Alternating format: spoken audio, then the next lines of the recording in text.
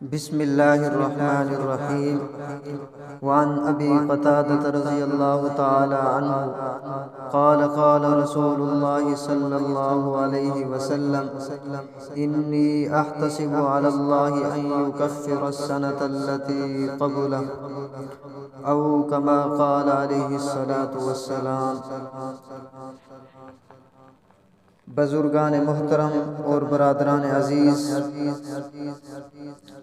آج میں نے محرم الحرام کے مہینے اور اس کے متعلق احکامات کو بیان کرنا ہے۔ یوں تو اللہ تبارک و تعالیٰ نے 12 مہینے اور ہر مہینے کے 30 دن وہ سب اللہ تبارک و تعالیٰ کے پیدا کیے ہوئے ہیں، لیکن اللہ جل جلالہ نے اپنے فضل و کرم سے ان سال کے 360 دنوں میں سے بعض ایام کو کچھ خصوصی فضیلت عطا فرمائی اور اس میں کچھ مخصوص احکام رکھے ہیں۔ تو محرم الحرام کا مہینہ بھی ایک ایسا مہینہ ہے جس کو قرآن کریم میں حرمت والا مہینہ کہا گیا ہے۔ اشہر حرم، حرمت والے مہینے۔ قرآن کریم نے بتلایا ہے کہ 4 مہینے ہیں جن میں اللہ تبارک و تعالیٰ نے حرمت رکھی ہے۔ ان میں سے ایک مہینہ محرم الحرام کا مہینہ ہے۔ خاص طور پر محرم کی جو 10ویں تاریخ ہے، جس کو عام طور پر عاشورہ کہا جاتا ہے۔ عاشورہ کا معنی ہے 10واں دن محرم کا۔ یہ دن اللہ تبارک و تعالیٰ کی رحمت و برکت کا اور تقدس کا خصوصی طور پر حامل ہے۔ جب رمضان المبارک کے روزے فرض نہیں ہوئے تھے، اس وقت مسلمانوں کے ذمے عاشورہ کے دن روزہ رکھنا فرض قرار دیا گیا تھا۔ شروع میں رمضان المبارک کے روزے فرض نہیں تھے، لیکن عاشورہ کا روزہ فرض تھا۔ بعد میں جب رمضان المبارک کے روزے فرض ہو گئے تو عاشورہ کے روزے کی فرضیت منسوخ ہو گئی، یعنی اب عاشورہ کے دن روزہ رکھنا فرض نہیں، لیکن اس دن روزہ رکھنے کو حضور علیہ السلام نے سنت و مستحب قرار دیا ہے۔ اور حدیث میں نے آپ کے سامنے پڑھی، آپ صلی اللہ علیہ وسلم نے ارشاد فرمایا کہ مجھے اللہ جل جلالہ کی رحمت سے یہ امید ہے کہ اگر کوئی شخص عاشورہ کے دن روزہ رکھے تو یہ اس کے سال بھر کے گناہوں کا کفارہ ہوگا۔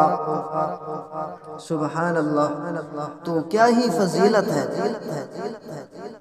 بعض لوگ یہ سمجھتے ہیں کہ عاشورہ کے دن کی فضیلت اس وجہ سے ہے کہ اس میں نبی کریم سرور دو عالم صلی اللہ علیہ وسلم کے مقدس نواسے حضرت حسین رضی اللہ تعالی عنہ کی شہادت کا واقعہ پیش آیا ہے۔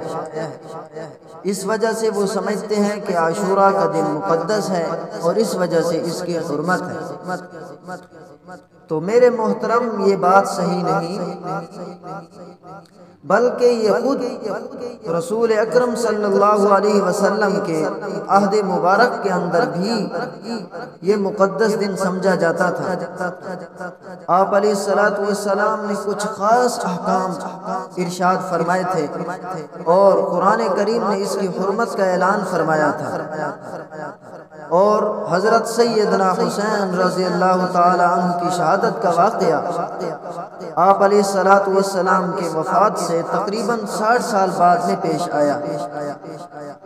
تو واقعہ مشہور تو یہی ہے کہ عاشورہ کی حرمت اس واقعے کی وجہ سے ہے، لیکن حقیقت بات یہ ہے کہ یہ حضرت حسین رضی اللہ تعالی عنہ کی شہادت کا اس روز واقع ہونا یہ حضرت حسین رضی اللہ تعالی عنہ کی مزید فضیلت کی دلیل ہے کہ اللہ تبارک و تعالی نے ان کو شہادت کا مرتبہ ایک ایسے دن میں عطا فرمایا جو دن پہلے ہی سے مقدس اور محترم چلا آ رہا تھا۔ تو اس لیے یہ مقدس دن ہے اور اس دن کے اندر روزہ رکھنا چاہیے، عبادات کے اندر اس دن کو گزارنا چاہیے۔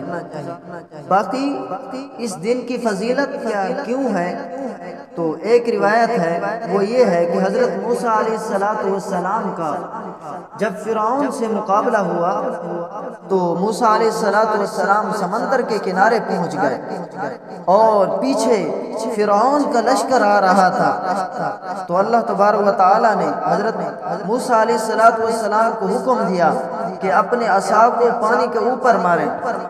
پانی پر مارنے سے راستے بن گئے اور حضرت موسیٰ علیہ السلام کا لشکر پار اتر گیا، اور فرعون نے جب اپنے لشکر سمیت جب اس میں قدم بڑھائے تو جب پانی کے بیچ میں پہنچے تو وہ غرق ہو گئے۔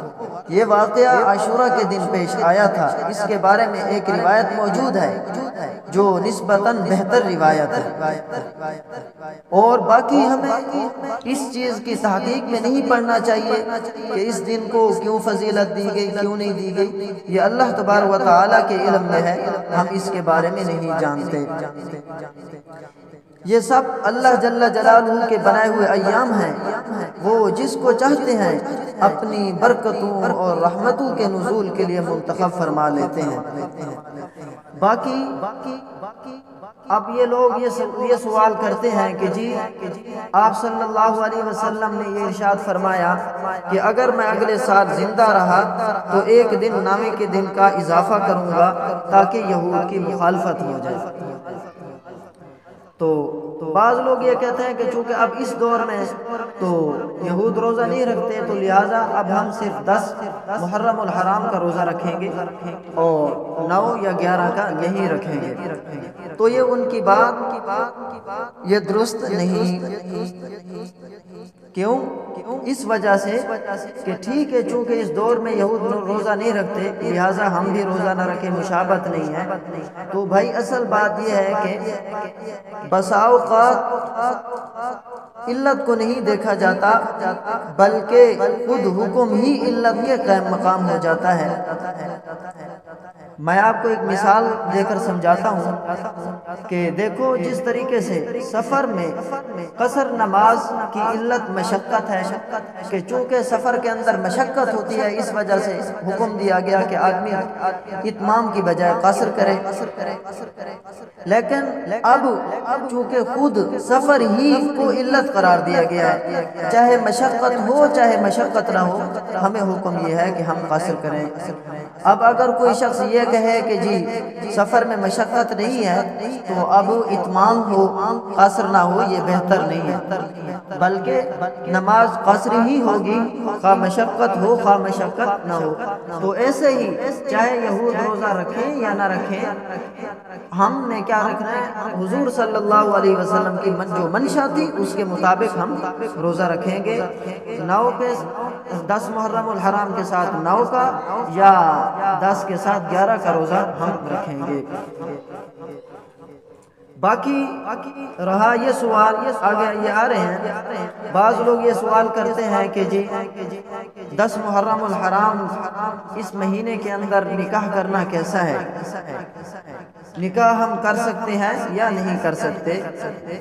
تو اس کا جواب یہ ہے کہ محرم الحرام کے مہینے میں نکاح کرنے میں کوئی قباحت نہیں، دیگر مہینوں کی طرح اس مبارک مہینے میں بھی نکاح کرنا درست اور جائز ہے، بلکہ اس ماہ میں نکاح نہ کرنے کی رسم کو ختم کرنے کے لیے نکاح کرنا موجب اجر ہوگا۔ اگر اس ماہ مبارک میں شہادتوں کی وجہ سے اس کو غم اور سوگ کا مہینہ قرار دے کر نکاح سے احتراز کیا جائے تو پھر سال بھر میں کوئی ایسا مہینہ ہی نہیں ہے جس میں کسی عظیم شخصیت کی شہادت کا واقعہ پیش نہ آیا ہو، اور اس بنا پر تمام مہینوں میں نکاح سے احتراز ناممکن ہے۔ اس لیے محرم الحرام کے مہینے میں نکاح کرنا عام مہینوں کی طرح جائز ہے۔ اور ایک روایت کے مطابق حضرت علی اور حضرت فاطمہ الزہرا رضی اللہ تعالی عنہما کا نکاح سن 2 ہجری ماہ محرم الحرام میں ہوا تھا۔ سیرت مصطفیٰ میں حضرت مولانا محمد ادریس کاندھلی رحمت اللہ لکھتے ہیں کہ اسی سال یعنی سن 2 ہجری میں، اس میں اختلاف ہے کہ مہینہ کون سا تھا، تو اس میں 3 قول ہیں، ذوالحجہ، محرم یا سفر۔ رسول اللہ صلی اللہ علیہ وسلم نے اپنی سب سے چھوٹی صاحبزادی حضرت فاطمہ الزہرا رضی اللہ تعالی عنہا کی شادی حضرت علی رضی اللہ تعالی عنہ سے فرمائی۔ بعض مورخین نے ماہ محرم میں ہی نکاح کے قول کو راجح قرار دیا ہے، تو اسی وجہ سے محرم الحرام کے مہینے میں آپ نکاح بھی کر سکتے ہیں اور شادی بھی کر سکتے ہیں، اس میں کوئی قباحت نہیں۔ اللہ تبارک و تعالی عمل کرنے کی توفیق عطا فرمائے۔